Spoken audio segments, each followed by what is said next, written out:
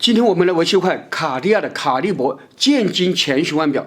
根据表决的反应，手表在佩戴的过程都很正常，但是放下来几个小时就停了。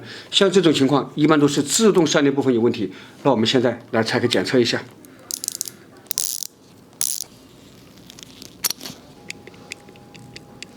自动陀轴心已经在磨损，导致间隙增大。现在自动陀和夹板都已经在摩擦，不过我们可以完美修复。